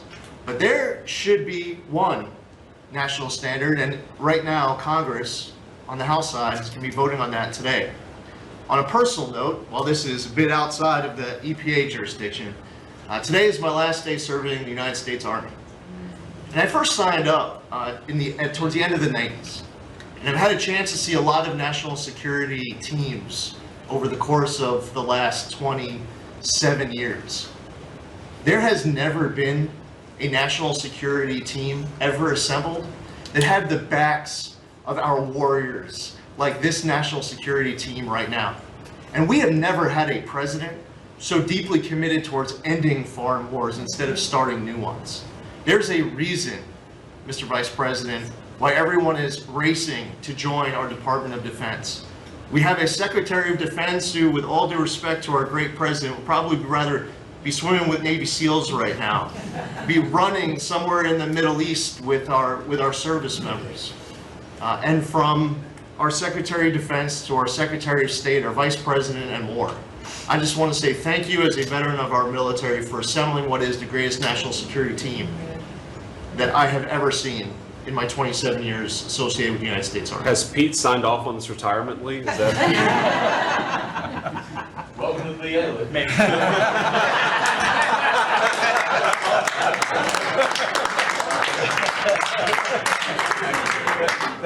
Thank you for your service, Lee. Yeah, thank you. Really, you're doing a fantastic job. We appreciate it very much. So, Well, Mr. President, I don't think I have ever worked so hard to try to fire myself.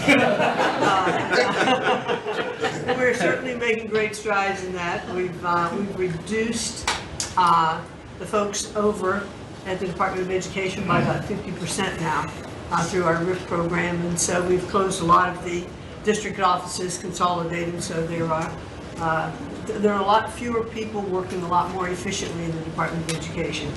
The commissioners of education in every state, and I was at a meeting with them not too long ago for not only our states but our territories. They are thrilled with the opportunity now to be able to have more control over the education in their states, to get rid of a lot of the red tape and regulation that's kept them from doing what they're doing. So we're seeing, I think, great improvements. We'll see test scores, I believe. It'll take a bit for them to be able to go up, but I think now that they're going to have the opportunity to put in their own programs, we'll see that grow. At the same time, we've been focused on higher education for our universities. We've returned proper enforcement of Title IX protections to schools. We have stopped funding to Columbia, for instance, and some other schools for not only Title IX but Title VI infractions. And those are moving along. I think we've brought people to the table. They know that you are serious. You meant what you said. They're going to make changes. They're making their campuses safer again. Anti-Semitism was just out of control in many of our universities. And so some tried to, in fact, Harvard is sued, and they're saying that it's, First Amendment infraction. No, this is civil rights, safety on our campuses for our young students, who are there. And with Pam's help and the task force that we formed with HHS, with GSA, with other agencies. We're going to make sure that our campuses are safe. And so there's a lot of good work going on. I think one of the biggest things, you'll be very happy to hear this, Mr. Vogt, that we are putting back into place collecting on our student loans that have been delinquent since March of 2020. Been no effort to recollect on those loans. So as of May 5th, a letter goes out that the loan recollection is beginning again. So for those people who have borrowed money and who've not been paying, that's just not to be punitive. There are many ways that they can go online to understand how they can get back into the right payment structure, because when they're in default, they can't buy a house, they can't buy a car because their credit scores are down. So it's helpful to them as well as to get this money back into the country. I mean, $60 billion of increased student loan debt since 2020. And in total, we've got almost $1.7 trillion in student debt. So we're gonna start getting it back. And Scott and his team have been incredibly helpful. We appreciate that so very, very much. And so a lot's going on at the department. And what I would really like, as I'm firing myself, I'd like for you to be known as the education president, because of the best in practice systems that we want to put in every state to incorporate AI, so that we are training these new entrepreneurs and business leaders in our country. We can't do it with the infrastructure we have in place today. So you have to be working on that at the same time. So we're going to be doing that. So thank you for your charge to elevate education so that we are providing for every student access to excellent education. Thank you, sir. Thank you very much, Linda. And what's going on with Harvard and some of these colleges that are taking vast amounts of money, who also have vast amounts? They've got $52 billion and really scamming the public and hiring people like de Blasio and Lori Lightfoot, who are certainly two of the worst mayors in the history of our country, paying them a fortune of salary and having them teach our children how to manage cities and how to manage government. What's the word as of this morning on, let's say, Harvard? Well, we're negotiating with them. When we went back to them to say we welcome them back to the negotiating table, their response was a lawsuit. So Pam and her team are helping work with that. And I am, enjoying the fact not only am I firing myself, but I'm now being sued very regularly by different departments of education. But we're staying tough with them. The other thing that we're looking at also are the 117 violations of these big universities like Harvard and others who are not reporting, as they're required to do by law, foreign money that comes in and how much that is and where it comes from. And so that is And students. Yeah, and it's very serious. Where are these people coming from? Yeah, Yes, sir, exactly. we pulled back their grants because Harvard isn't responding to us criminal activity by their students. And until they give us that list, they're not getting any more grants from Homeland Good, Security. I think you should pull it back. We did. The students they have, the professors they have, the attitude they have is not American, and I think you should, a grant is a grant. We don't have to give grants. Exactly right. So we'll pull back the grant. All right, very good. Thank you very much, Linda. Bobby? Mr. President, thank you for your extraordinary leadership. Over the past 100 days, we are already making America healthy again. We announced last week the ban on the 9 petroleum-based synthetic dyes, food dyes. Within 2 years, within 2 months, we're going to ban the worst 2 of them. I am working with Secretary Rollins on dietary guidelines, the dietary guidelines that the President Biden's administration gave us. 453 pages. They're basically unreadable. And they are the product of the same kind of politicized science that drove Fruit Loops to the top of the food pyramid. And we're going to do real science, gold standard science. We're going to develop we have till December to do it, but we are working very, very fast together. We're going to get it done by the end of the summer in time to drive change, major dramatic changes in the school food, school lunch programs over the next school year. I'm working also with Secretary Rollins on the SNAP program and to get sodas and candy off of the food stamp program. 10% of food stamps go to SNAP. And I want to thank you for your courage. You are a business-friendly president, probably the most business-friendly in our history, but you're also willing to stand up to very, very powerful businesses, and you've shown that again and again. Secretary Rollins had the soda industry come and knock on her door very much, very loudly, and they said to her, well, the SNAP program is not supposed to be about nutrition. She pointed out to them that there is no nutrition in a soda. And they said, well, it's not supposed to be about nutrition. And she said to them, the name of the program is supplemental nutrition. It is about nutrition. And we should, we have 38% of our kids are diabetic or pre-diabetic, and we are paying at both ends. We're paying for the food-like substances that make them diabetic, and then we're being bankrupt. We're spending $1 trillion a year on metabolic dysfunction. It's existential and it's not sustainable. We have, I visited Arizona, West Virginia, Utah, and Indiana in the last 2 weeks, who have all applied for SNAP waivers. We're encouraging, thanks to Brooke Rollins' leadership, all of the states to apply for those waivers. I also visited Utah, which is the first state to ban supplemental fluoride. Florida yesterday passed a bill to ban supplemental fluoride. I'm confident Governor DeSantis is going to sign that.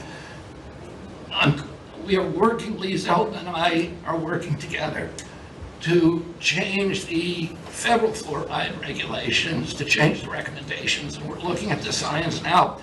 I want to point out that in August, the National Toxicity Program, which was an arm of the NIH, did a meta-review of all the science on fluoride and found that there's a direct inverse correlation between fluoride exposure and low IQ in children. So the more you get, the stupider you are.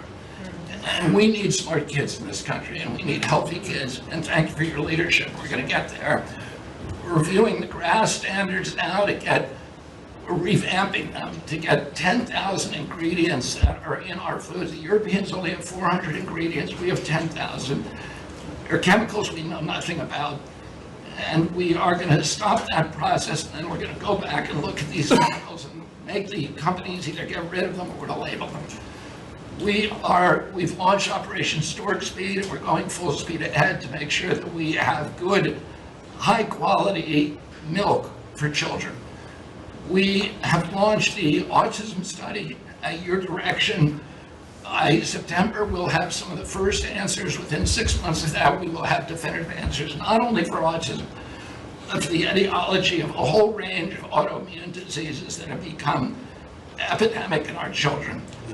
We have ended HHS as the role as the vector, the principal vector in this country for child trafficking. And during the Biden administration, HHS became a collaborator in child trafficking and for sex and for slavery. And we have ended that, and we're very aggressively going out and trying to find these children, the 300,000 children that were lost by the Biden administration. And we have ended funding for gender mutilation surgeries and other kind of gender dysphoria practices. And thanks to Elon, we have saved $67 billion at our agency without compromising any of our critical programs.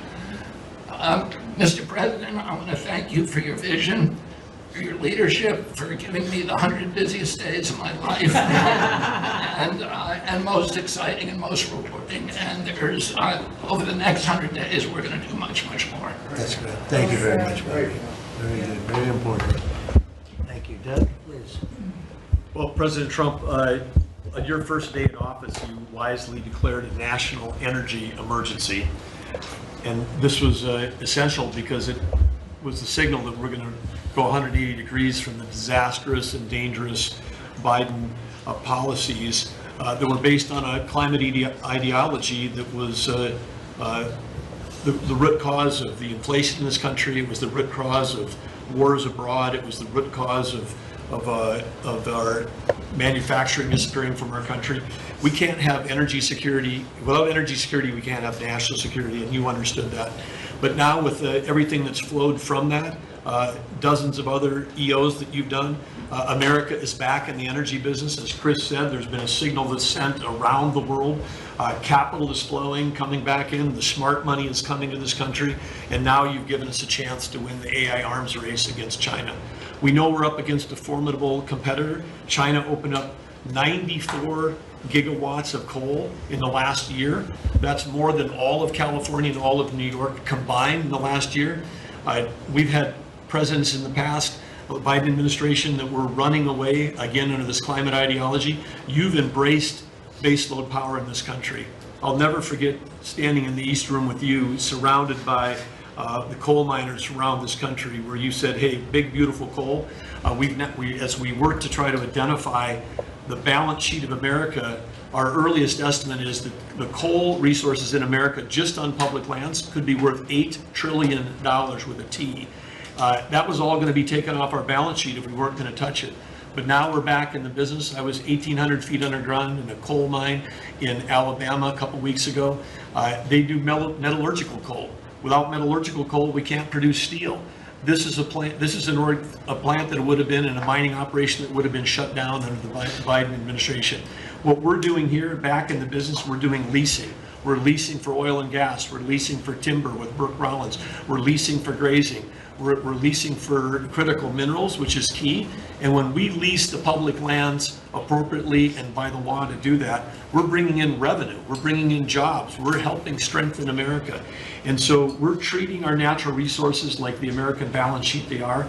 And America's resources, the 700 million acres of surface that's public, the 700 million of subsurface, the 2.5 billion offshore, all contain what we need to have self-sufficient supply chains. And so in this, we're focused deeply on critical minerals. The Biden administration put us in a real predicament right now. The whole trade team, the whole cabinet, Susie's jumping in, leadership across everybody, the National Energy Dominance Council. But of the top 20 critical and rare earth minerals that we need for defense, that we need for industry, China's controlling 85% of the refining for that. So we are running at warp speed 7 days a week to try to put ourselves back in business in that way. So, and I want to just close out by saying a couple other things. One is the border. Few people realize that 41% of the southern border is in the Department of Interior. And then we've got a few more percent that come with Brooke and with the Forest Service. But that's been a risk area. Part of the reason everyone was pouring into our country, Biden wasn't enforcing the border laws. They definitely weren't enforcing it on public lands. And so again, using tying two presidents that had a great propensity for action, Theodore Roosevelt in 1907 created what was called the Roosevelt Reservation, 60-foot strip that go from Texas all the way to the Pacific Ocean, because he was worried in some future state there might be smuggling. I don't think he was anticipating human smuggling and fentanyl trafficking, but that has been largely unused. He gave us the authority to transfer that, and so working with Kristi and working with Pete, we've transferred that to the DoD. So transferring land from the other agencies like Interior to the Department of Defense, and as Pete said, they can do the detain and assist with the military. And having been down at the border multiple times in recent week, I can confirm everything Kristi said.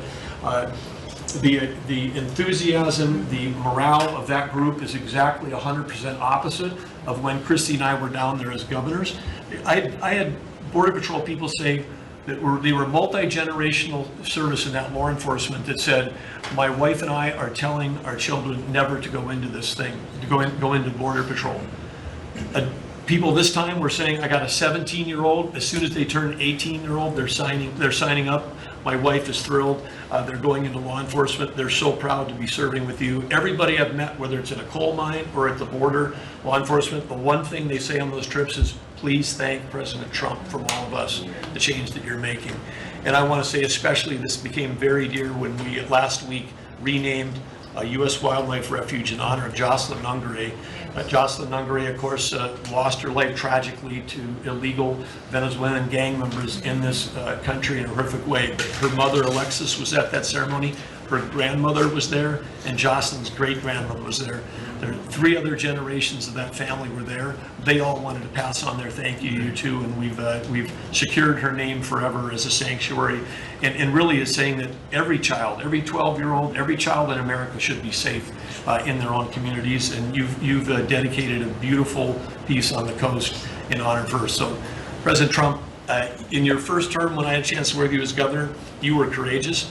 The thing that's empowering this amazing group of people around this table, and you've probably assembled the greatest cabinet ever, is that this time you're not just courageous, you're actually fearless. And it's your fearlessness to take on the issues that other presidents would not touch, whether it's the work that we're doing with successfully streamlining and right-sizing government, or whether it's taking on the issues at the border, or whether it's embracing the power we need to win the arms race. You're fearlessly doing that, and that creates it just all of us can sprint because you're running ahead. So thank you.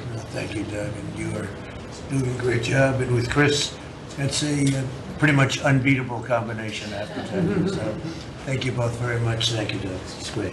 Marco? Well, it's not easy to go last after all these reports that have come here. First of all, Mr. So it better be good, and I'll be short as well. A couple things, Mr. President. I think you deserve a lot of credit for 2 things. The first is assembling this great team of people. Some of whom I've known for a long time, others who I've gotten to know during this period of time, but putting together a team, not just of talented individuals, but that work well together, is something never going to be reported on in the media or fully seen, but it happens every single day. For the most part, I interact with almost everyone around this table at some level, and because of Secretary Kennedy, I'm afraid to eat anything. So, At least in front of you. They said Tootsie Rolls are okay in moderation. But it's a great team. And here's the second, and I tell this to people all the time. This is incredibly rewarding service, and you hear it in everyone's voices. That traditionally in the past, and it's one of the problems we got in as a country, is presidents would say, okay, let's go do something, and then they would have to do a study, and then a study on the study, and then a long internal deliberative process, and by the time you got to it, it was too late, or somebody had forgotten it. In this administration, it's moving. You know the direction because you know why you were elected. The American people elected you very clearly, and basically it's measured, I used to say by days and weeks, now it's measured by hours and minutes, but action is happening. And that's what people want to see. And I'm going to talk about foreign policy in particular because I'm not sure this is fully appreciated. This president inherited 30 years of foreign policy that was built around what was good for the world. In essence, the decisions we made as a government in trade and foreign policy was basically, is it good for the world? Is it good for the global community? And under President Trump, we're making a foreign policy now was it good for America? I was appointed by you and confirmed by the Senate to be the head of the United States Department of State. Not the World Department of State, not the Global Department of State, the United States Department of State. And what that means is our foreign policy is guided by 3 things. Does it make America stronger?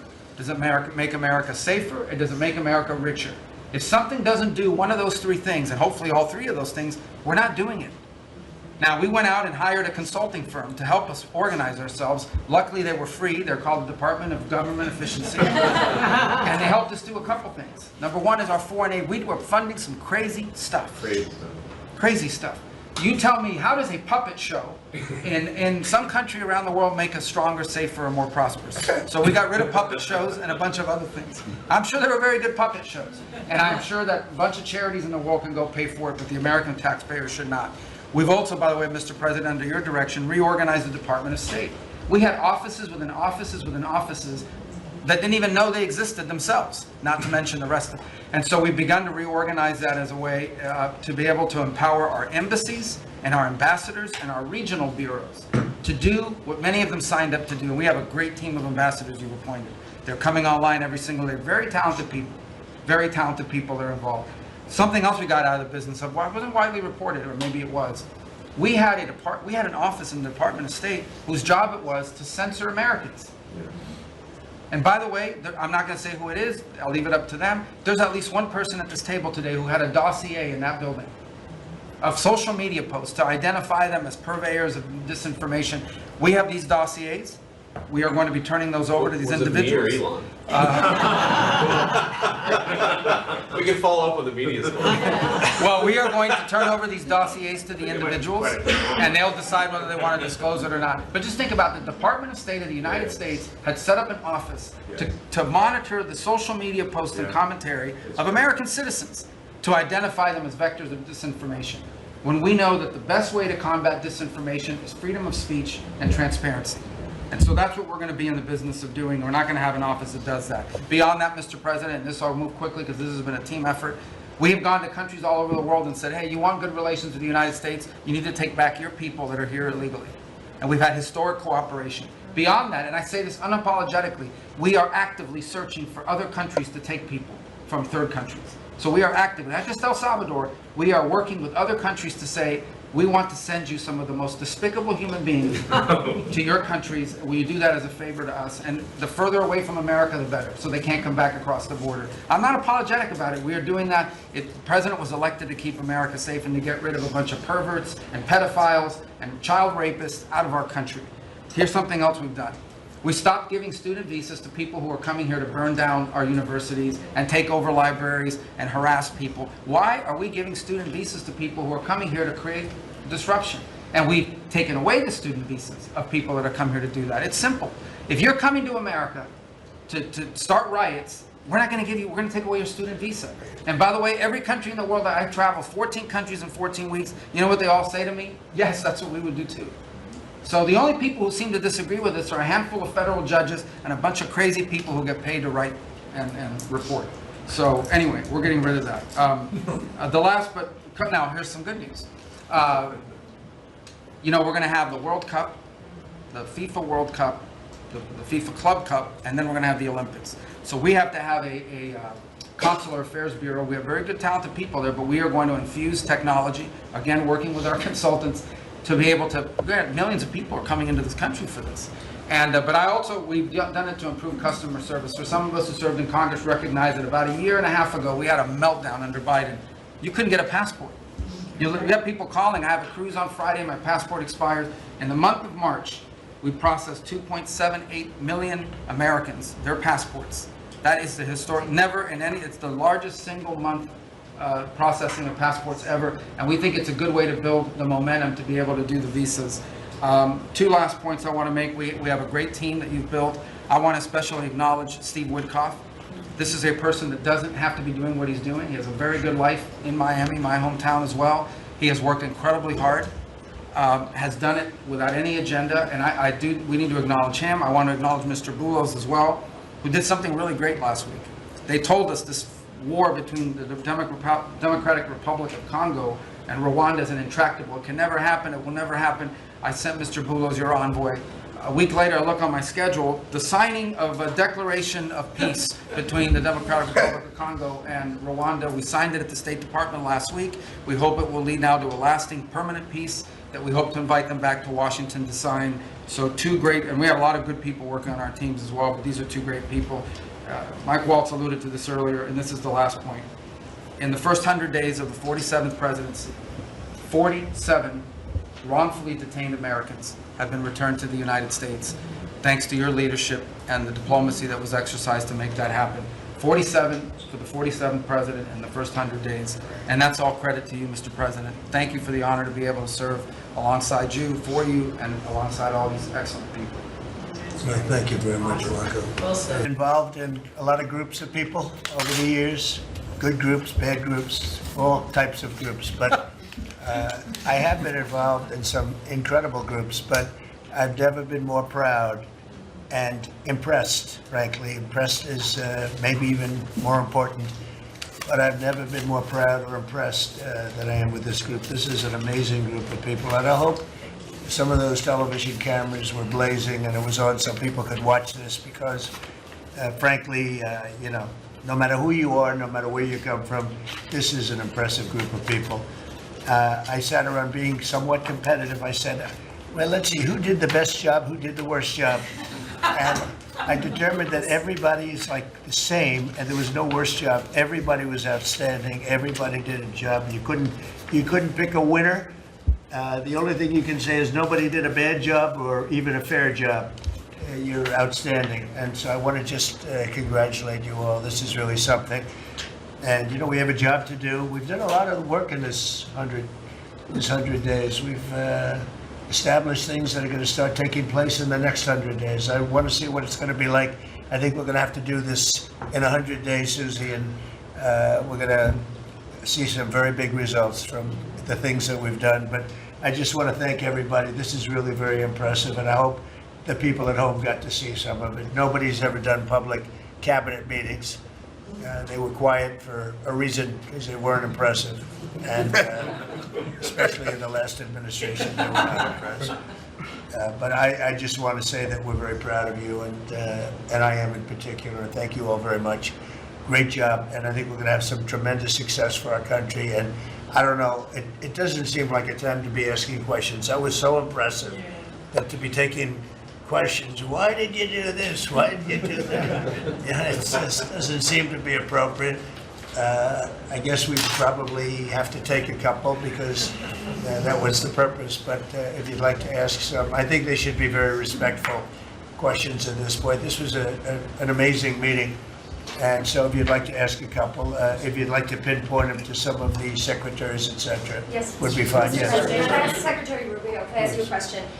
You brought up El Salvador in your remarks. Have you been in touch with El Salvador about returning Abrego Garcia? Has a formal request from this administration been made? Well, I would never tell you that. And you know who else I'll never tell? A judge.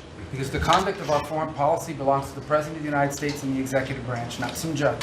So we will conduct foreign policy appropriately if we need to. But I'll never discuss it.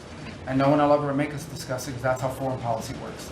Mr. President, yesterday you told ABC News, Mr. President, you told ABC News yesterday that you could get Abrego Garcia back if you wanted to. Do you think President Bukele would turn you down if you made that request? I really don't know. I know that he's been a great friend of our country. He's gotten a lot less money than this would take from us if we were going to build these jails and do what he's doing. And they run a very professional operation. I don't know. I haven't spoken to him. I really leave that to the lawyers, and I take my advice from Pam and everybody that is very much involved. They know the laws, and we follow the laws exactly. Mr. President. Yeah, During the transition, sir, you frequently took credit for the stock market highs. You said it was a reflection of how well you were doing in the polls, and then after you were elected, you said the stock market highs were a reflection of how well the transition's going and the American people's confidence in your incoming administration. Now, the stock market's not doing so well, and you're saying that's the Biden stock market, yet you are the president. Can you explain that? Yeah, I'm not taking credit or discredit for the stock market. I'm just saying that we inherited a mess, both at the borders. You could look at every single one of the people here, and no matter who it is, they're doing better, and they are far superior to what took place for 4 years before us. When you look at prisoners being allowed to come into our country at will, just at will, people from mental institutions, gang members, drug dealers, when you look at that, what they've done to our country, and also having to do with finance, look at what happened with inflation. We had the worst inflation probably in the history of our country. They say 48 years, but I would say in the history of our country, it ate away at people. And even though you saw a stock market going up somewhat, because in my case, I had the biggest stock market increase, 88% in the last term, in my last term. But I don't view the stock market as the end all. It's an indicator. But what the stock market really tells you, and when you look at the stock market in this case, is it says how bad a situation we inherited. I took place, this was a quarter that we looked at today, and we took all of us together. We came in on January 20th. So this is Biden, and you could even say the next quarter is sort of Biden, because it doesn't just happen on a daily or an hourly basis. But we're turning it around. It's a big ship to turn around, and we're going to have the greatest country financially in the history of the world, I believe. I think we're going to do things that, and we had to do it. We reset the table. We were being ripped off by every single country, with just about, without exception. I'd have to really think hard for who hasn't taken advantage. And I don't even blame those countries. I blame the person that was sitting right here where I am for allowing it to happen, where our country was ripped off on trade, hundreds of billions of dollars And now we're doing better than we've done in a long time. You know, we were losing $4 to $5 to even $6 billion a day on trade with Biden. And now we have it down to a very manageable number, and the tariffs, for the most part, haven't even kicked in yet. So that's the way. Stock markets, to me, are an indication, but the big indication is what's happening, and the people around the table know what's happening. Yes. The Ukraine minerals deal is set to be signed in 24 hours or What's so. it? Is it true that the Ukraine minerals deal is about to be signed in the next 24 hours or so? There's some reports saying that. And if it's true, has the deal changed at all from the last time we heard about it? Well, I'll ask Scott to answer the question because he's responsible for it. Yeah, our side's ready to sign. The Ukrainians decided last night to make some last-minute changes. We're sure that they will reconsider that, and we are ready to sign this afternoon, if they are. Can you talk about those last minute changes? What was removed or put in its place? Nothing's been removed. It's the same agreement that we agreed to on the weekend. No changes on our side. Just to put that in perspective, though, when I came here, I said, how much money have we given to Ukraine? The real number is about $350 billion. It's unthinkable. And we had no security, we had no nothing. We were just pouring money there, unsecured money, putting it in banks, and anybody could have taken it out. You know, anybody over there, it was their decision. I've never seen anything like it. Europe, on the other hand, which is obviously that whole situation is much more important to Europe because we have an ocean in between. But Europe gave about $100 billion. It's a lot of money. It's a big sacrifice they made also. But they gave much less than we did. And their money is secured, totally secured, by deposits in banks. The deposits are largely Russian deposits. That's what Europe did, but their money is secured. So they gave $100 billion totally secured. We gave money like it's throwing it out the window. And it was done by Biden, and this is Biden's war. This isn't Trump's war. I'm trying to get out. And more than the money, they're losing about 5,000 young Russian and Ukrainian soldiers a week, mostly. There's some people also being killed in towns where missiles should not have been shot, small cities and towns. But we are trying to save the lives of about 5,000 young, mostly soldiers, that are losing their lives a week. I see satellite photos, probably off one of his satellites, come to think of it. But I see satellite photos every week of fields with arms and heads and legs scattered all over. It's a violent, violent, horrible situation. And more important than the money, I want to save the lives of people from other countries that are dying so stupidly, so needlessly, and they're dying. But I said, what are we doing? How did we get into this war? It would have never happened if I were president. Everybody knows, and it didn't happen for 4 years. Wasn't even thought of. I discussed it with President Putin a lot. Ukraine was the apple of his eye, but there was no way he was going to do anything. Zero chance. And I said, you know, we feel foolish. The Europeans are putting up money. It's totally secure. They get the money back. We're putting up much more money. We have absolutely nothing. And I didn't want to make a complicated deal. I didn't want to make a deal that couldn't be made because Ukraine doesn't have very much money. They're going through a very bad period of time. It's been brutal. But I felt very foolish being a judge. So I said, well, we want something for our efforts beyond what you would think would be acceptable. And we said rare earth. They have very good rare earth. As you know, we're looking for rare earth all the time. Rare earth is called rare for a reason. And they have a lot. And we made a deal where our money is secure, where we can start digging and doing what we have to do. It's also good for them because you'll have an American presence at the site, Chris. And the American presence will, I think, keep a lot of bad actors out of the country, or certainly out of the area where we're doing the digging. So we made a deal, and I assume they're going to honor the deal. And I put Scott in charge, and Scott's done it beautifully, but we haven't really seen the fruits of that deal yet. I suspect we will. Mr. President, you had set 90-day deadline through an executive order for Secretaries Hegseth and Noem to review whether to recommend to you whether to invoke the Insurrection Act to send troops to the southern border. Is that something you're still considering? Well, I'm talking to them, and it's not hard and fast, but I'm talking to them, and I will tell you that the border is the most secure it's ever been. We have never had anything like it. And when you said, Kristi, before, it's 99.999, and I guess that means one person maybe, or two people. It's actually turned out to be 3 people came across the border versus hundreds of thousands of people under Biden. And we're talking about people coming, look, people, they have souls, they have hearts, many of them are good, but we have a country that's under siege. We have a country that really is I think it's under attack. In many ways, worse than under attack, because there are no uniforms. You don't know who the attacker is, so you really don't. It's not like you're fighting an army. You're fighting people, you don't even know who they are. But 11,888 murderers, many of them murdered far more than one person, are roaming. Now, some of them have already been caught. A lot of them have already been caught and taken out. But we're being impeded by judges from doing our job.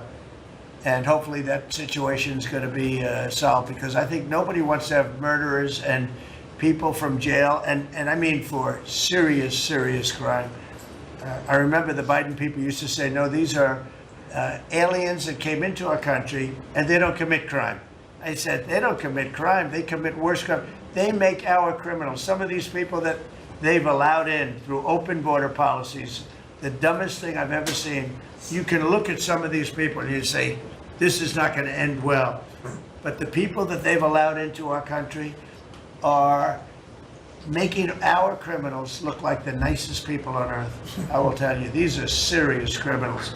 These are violent criminals. These are people that would kill you and wouldn't lose an ounce of sleep, and they wake up the next morning and they don't even remember it. This is a rough, tough group of people, and we've got to get them out of our country. And the law says, I believe, I hope, and I think Pam will be very successful in proving it, but we've run into, I would call them rogue judges. Somebody could criticize me for that. These are rogue judges. These are radical left, generally radical left, horrible judges. And we didn't lose all of these people. You know, we've lost a lot of people to death and to rape, all sorts of crimes committed by the people that poured into our country. And they came in totally unimpeded. Just come on in. And you see it every night. You'd see thousands and tens of thousands of people pouring into our country. We have no idea who they are. And to this day, we're looking for people. We have no idea. We hear that we have terrorists in our country that are so bad, they couldn't stay in any other country, but we're getting them out. And the group between Pete and Kristi and Tom Holman and everybody working together, people that you would least suspect are reporting them, and the public is reporting them. The public is seeing. The public is calling and they're saying, you know, I live in a house and next to me moved in a group of people and they are very violent. And would go and would find out and would say, yeah, you're right, they were really violent. And we have information on most of them. So I just think it's incredible what's taken place. But we right now have a very, very secure border. Right now we have the most secure border in the history of our country. So I don't think we have to worry about your question too much. Mr. President, as Prime Minister of Canada ran against, not only against the Conservatives, but also against you. Yesterday, yesterday he spoke about American betrayal.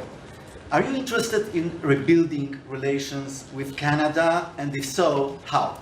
No, well, I think we're going to have a great relationship. He called me up yesterday. He said, "Let's make a deal." You know, he was running for office. They both hated Trump, and it was the one that hated Trump, I think, the least that won. I actually think the conservative hated me much more than the so-called liberal. He's a pretty liberal guy. But no, I spoke to him yesterday. Couldn't have been nicer, and I congratulated him. You know, it was a very mixed signal because it's almost even, which makes it very complicated for the country. It's a pretty tight race, but he's a very nice gentleman, and he's going to come to the White House very shortly, within the next week or less. Mr. President. When will you speak to President Xi of China? When will you That'll speak to him happen. next? I mean, look, right now, and I told you before, they're having tremendous difficulty because their factories are not doing business. They made $1 trillion with Biden, $1 trillion, even $1.1 trillion with Biden selling us stuff. Much of it we don't need. You know, somebody said, oh, the shelves are going to be open. Well, maybe the children will have $2 instead of $30, you know? And maybe the $2 will cost a couple of bucks more than they would normally. But we're not talking about something that we have to go out of our way. They have ships that are loaded up with stuff, much of which, not all of it, but much of which we don't need. And we have to make a fair deal. We've been ripped off by every country in the world, but China, I would say, is the leading one, the leading candidate for the chief ripper offer. There has never been a country that's been ripped off more than the United States of America under some of the dumbest leadership, and it usually starts with the president. And you can go back, and I'm not just talking about Biden. It's been the worst. I mean, the trade deficits and everything else, he's been the worst. But he had no idea what he was doing. And I think somebody ought to look at the auto pen to find out who was really running this country, because it wasn't Biden. Because nobody could agree to what he agreed to. I mean, he put our country at risk, at tremendous risk, and fiscal risk, financial risk. So I think we have it very much. I really believe that the next 100 days is going to be even better than this. Look, I read an editorial yesterday from a group that normally wouldn't write a good, that this is the most consequential presidency in history, in the history of our country.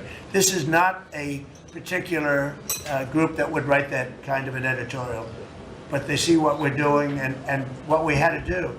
And I believe if this group, not just me, if this group wasn't here, I think our country was going to be in, if it was lucky, just serious trouble, but a lot worse than that. I think our country could have been a total disaster. Bad things were happening with our country, and we've stemmed the tide, we've turned it around, but we're going to really turn it around over the next 3 years, 3.5 years, we're going to turn it around, and then hopefully it'll be in such great shape. That's my goal, to put it in such great condition that it can't be destroyed. You